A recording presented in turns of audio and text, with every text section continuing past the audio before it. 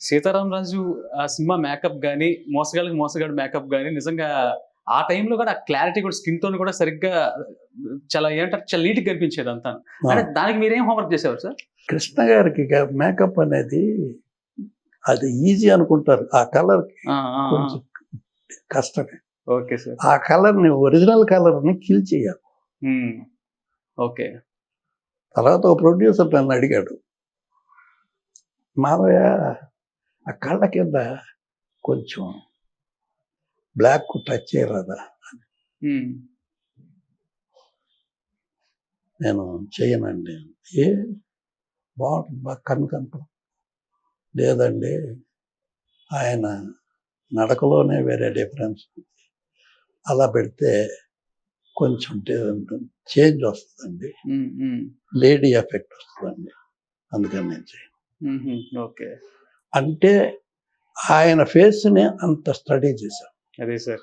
అలాగే మీరు గెటప్‌లో కూడా ఎక్కడ ఏం చేయాలి? హ్మ్. హ్మ్. ఎలా చేయాలనేది బాగా అర్థం చేసుకొని చేసేవాడిని. థియరీ బాగా తెలిసిన మనిషిని. అదే సార్. అదే.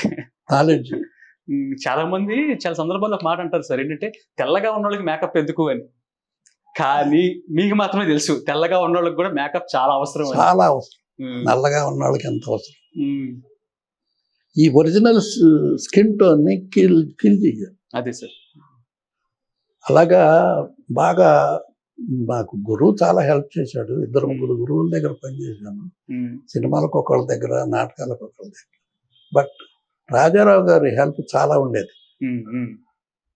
ఎలాగంటే నాటకంలో కూడా చాలా చేంజెస్ ఉన్నాయి. హ్మ్. మేకప్‌లో చాలా అవసరమైన ఇది. ఆయన ఒకసారి నల్లగా టచ్ చేస్తున్నాడు. హ్మ్. అలా నువ్వు చూసా. ఒరేయ్! గుడివాడ నాటకం జరుగుతుంది. ఆయనకి లాస్ట్‌లో రూదర్ఫర్డ్ క్యారెక్టర్ యాక్ట్ చేసేవాడు. హ్మ్. చాలా గొప్పగా చేసేవాడు. హ్మ్. ఆ వేషానికి మేకప్ వేయాలి. రండి గురువు గారిని మేకప్ వేస్తాను. నన్ను నాన్న అనేవాడు. నాన్న రా మేకప్ వేద్దువు అని చెప్పి ఆడియన్స్ ఉన్నారు. లాస్ట్‌కి తీసుకెళ్ళి అక్కడ నిలబెట్టి ఇక్కడ చూడు స్క్రీన్ నాటకాన్ని. ఒక 2 నిమిషాలు. అంటే అగ్గిపెట్టి ఉన్నంత ఉందండి. ఆ స్క్రీన్ అగ్గిపెట్టి ఉన్నంత ఉంది. వచ్చాం. ఇప్పుడే నాకు అంటే ఆ నాటకానికి కొంచెం ఓవర్‌గా చేయాలి. ఓకే. షేడ్స్ కానీ 10వ రోజుల్లో కూర్చొని చూడు అనేవాడు. 10వ రోజుల్లో కూర్చుంటే మన బొట్టు కూడా కనపడేది కాదు. అందుకని బ్లాక్‌తో పెట్టాల్సి వచ్చింది. ఓకే.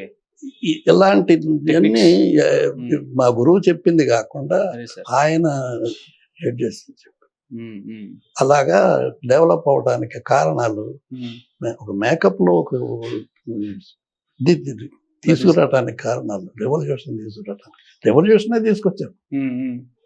అసలు న్యాచురల్‌గా మేకప్ అసలు ఆ రోజుల్లో వీళ్ళు భద్రయ్య గారు వీళ్ళందరూ వేసేవాళ్ళు. ఎలాగంటే షేడ్ ఇవన్నీ రోజ్ కలర్. ఇది నేను పెయింటర్‌ను కూడా. నాకు అది హెల్ప్ అయింది. ఇదంతా వైట్ కలర్. నోస్ పెద్దదిగా కనపడడానికి. ఐబ్రోస్ ఈ మిక్స్ చేసేవాళ్ళు కాదు.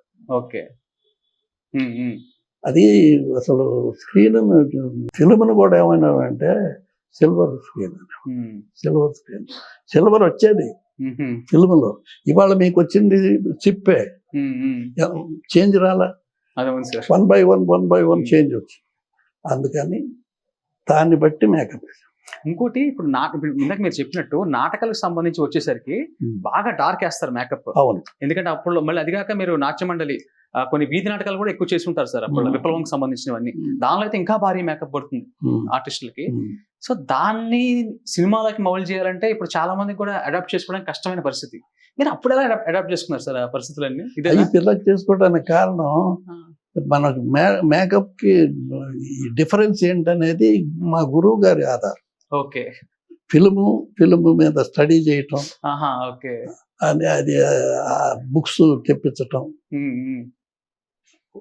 ఆ ఓకే. అలా రోజుల్లో ఆ రోజుల్లో 6వ ఫిల్మ్ కొత్తగా వచ్చినప్పుడు కూడా అమెరికా నుంచి టెక్నీషియన్స్ వచ్చి ఈ ఫిల్మ్ ఇట్లా ఉంటది, ఇలా ఉంటది అని, దాన్ని ఇన్ని లేయర్స్ ఉంటాయి, ఇన్ని కలర్స్ ఇందుట్లో ఉంటాయి అనేది చెప్పి వెళ్ళేవాళ్ళు. Okay sir. అంత స్టడీ చేశారు అప్పట్లోనే? అక్కడి నుంచి హాలీవుడ్ నుంచి స్టాఫ్ వచ్చేది. ఆహా, హాలీవుడ్ నుంచి? హాలీవుడ్ నుంచి. Okay sir. సాక్షి జరిగేటప్పుడు హాలీవుడ్ నుంచి కలర్ ఫిల్మ్ మీద వచ్చింది. అది మనోరమ హోటల్లో పెట్టారు. అక్కడికి వెళ్ళి ఈయన ఎవరో సెలవరాజు గారు మా కెమెరామెన్ నన్ను గురించి బ్రహ్మాండంగా చెప్పాడు. అట్లాంటి చదువుకున్న కుర్రాళ్ళు రావాలి, మేకప్ లో వాడు బ్రహ్మాండం మాకు ఇప్పుడు చేసేవాడు. ఒకసారి పేపర్లో వచ్చాయి. అలాగా నా లైఫ్. ఓకే. తర్వాత ఒక విచిత్రమైన సంఘటన ఏంటంటే, అసాధ్యుడికినే మేకప్ వేసి వాళ్ళకి నెల్లూరు కాంతారావు గారికి పూజలు గీజలు వెళ్ళారు. షార్ట్ రెడీ అయిన తర్వాత పిలుస్తాం అని చెప్పారు. మేము మేకప్ రూమ్ నుంచి బయటకు వస్తూ ఉంటే రామానాయుడు గారు ఎదురయ్యాడు. మేకప్ చూసి, కృష్ణ నీకెవరు మేకప్ వేసిందని అడిగాడు. ఇతనే పదే వేసాడయ్యా, ఎంత రంగులు పోయలేదు, ఎంత న్యాచురల్గా ఉందా, దిగ్గుబడి ఉందా, ఈయన పెట్టుకో, కంటిన్యూ చేస్తా. అక్కడి నుంచి విఠలాచార్య గారి సినిమాకి షూటింగ్ దగ్గరికి వెళ్ళాం. రావాయా అని నన్ను ఎంట పెట్టుకుని వెళ్ళిపోయేవాడు. వెళితే ఆయన కూడా అదే మాట కంగారు పడిపోయి వచ్చి, ఎవరయ్యా నీకు మేకప్ అని. ఆ దెబ్బతోటి ఇక ఆయన ఆన్ స్క్రీన్ ఎంత అందంగా ఉంటారో మనం చూసుకుంటే ఆఫ్ స్క్రీన్ లో కూడా ఆయన అంతే అందంగా ఉంటారు. అంటే టోన్ వేరైనా సరే అంతే అందంగా ఉంటారు. ఇంకా ఓవర్ వైట్ ఉంటారు బయట. అంటే మీరు దాన్ని కొంచెం తగ్గించారు, కానీ బయట అంతలాగా మెయింటైన్ చేయడానికి ఆయన తీసుకునే ఫుడ్ హ్యాబిట్స్ కూడా మీకు తెలిసే ఉంటది కదా సార్? ఫుడ్ హ్యాబిట్స్ ఆయనకి అంతకు పట్టించుకునేవాడు కాదు. ఫుడ్ బాగా తినేవాడు ఆయన. అన్ని రకాలైన కూరలు, చికెన్ గికెన్ అంతా బాగా తినేవాడు. అసలు కారం ఎక్కువ తినేవాడు. కారం ఎక్కువ అంటే అలా అటు అలా చెమటలు వస్తుంటే పుడుచుకుంటూ తినేవాడు. మేము భయపడేవాళ్ళం. మంచి అదే సార్, ఆయన స్ట్రక్చర్ అయినా చూస్తే ఈయన బాగా మెయింటైన్ చేస్తారు. నాకు తెలిసి ఫుడ్ డైట్ బాగా పర్టికులర్ గా ఉంటారేమో అనుకునేవాడు. లేదు, ఆయన ఫుడ్ ఇన్స్ట్రక్షన్స్ ఏమి లేవు. ఇప్పుడు తినేవాడు టిఫిన్. మళ్ళీ స్టూడియోకి వెళితే అక్కడ మంచి టిఫిన్ వచ్చిందండి అని అంటే, ఏది పట్టరా, అక్కడ కూడా నేను నాతో పాటు నేను ఆయనతో పాటు ఉండాల్సిందే. అలా ఇద్దరం కలిసే మాదరా మంచి టిఫిన్ వచ్చిందంట, రా చూద్దాం, రా తిందు, పెట్టరా. అవుట్డోర్ షూటింగ్కి వెళ్తే ఇద్దరం కలిసే ఫోన్ చేసేవాళ్ళం, ఒక క్యారియరే.